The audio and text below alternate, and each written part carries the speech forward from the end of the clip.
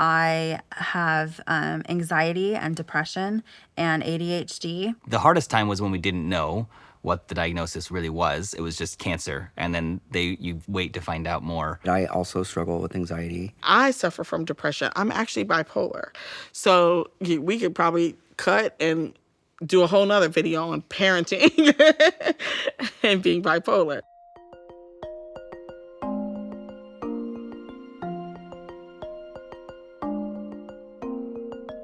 Trying to parent and dealing with your own mental health issues is very difficult, but I do it. Some people say I make it look easy, but it's not. It's not. It's so hard. When parents are dealing with either physical or mental health concerns, they're also managing a lot. They have their own emotions and their own physical and emotional well-being to attend to. They may feel guilty that they aren't there for their children. They may worry about what will happen if they do die. They may be concerned about missing certain milestones in their child's life. And this is really challenging as a parent to deal with. I have lupus and Sjogren's syndrome. It puts a lot of stress on me. I have a lot of guilt about it. I can't play basketball or anything where there's any kind of impact at all. I often question whether they should be with me, whether I should be with them. For that reason, like, I'm holding them back. I've always had these issues of worrying and neuroses and, worrying what other people think. That's just how I am. I feel like a cat on a hot plate. I don't know how else to describe it. I feel like it's taking away the joy from my life, from my son. I feel like sometimes I'm not present enough for him, and I worry that's going to affect him.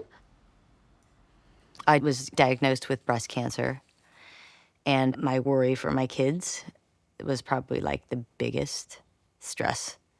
Like worrying about them not having a mom. That's the hardest part. The reason why we encourage them to tell their child about it is that when kids are in the dark, they're more likely to create a story than they are to actually understand the real one.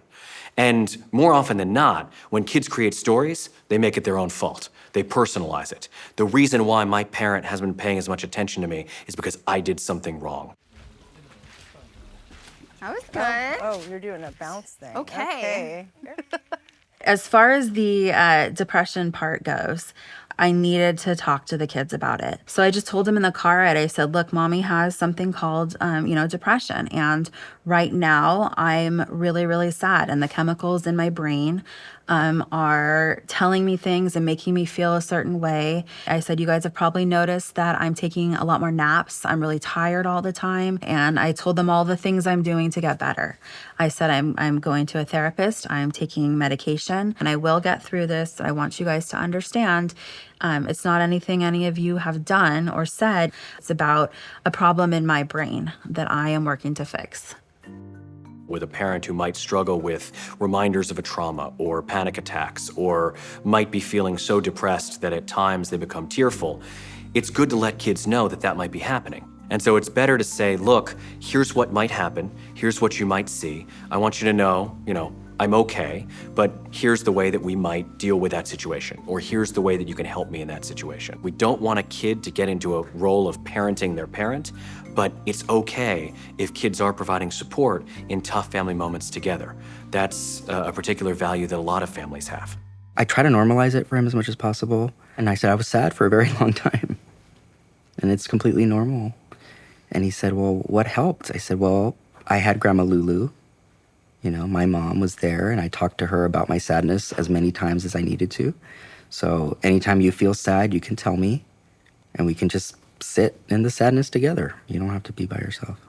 I remember there was a time, I think it was in 2017, probably a little after my divorce, where I was just laying down crying, and I just didn't get up for a while. And I let them see me that way because, number one, I couldn't help it.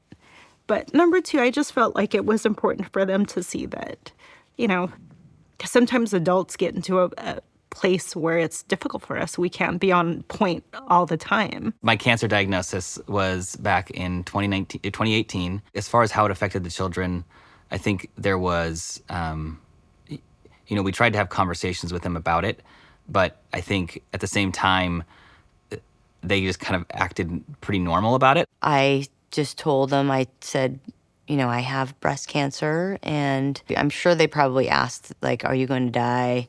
That kind of stuff. And I was like, no, I'm going to do what the doctor tells me, and I'm going to fight. A frequent question we get is whether or not it's contagious, or whether or not the kid might get this particular thing. And, that's a question where, for most adults, the comforting answer, especially when disclosing this, is no, that it's unlikely that the kid is going to get this particular thing. And it's good to kind of answer those questions up front, just to make sure that a kid doesn't have anxieties that they worry about in the background that go unaddressed. And that's why it's great to give a space right after you give this news to tell kids any question you want to ask or any emotion you want to share is valid.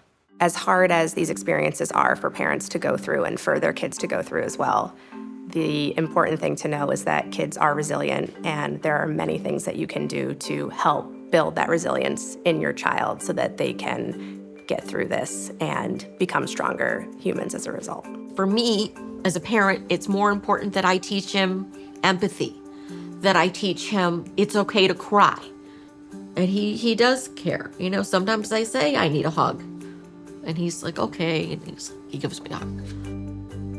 I have to be transparent about mine with him and with everybody who knows me, because I need people to be able to notice signs when I can. It's life, and I don't think there's anything wrong with showing a side of yourself where you're struggling.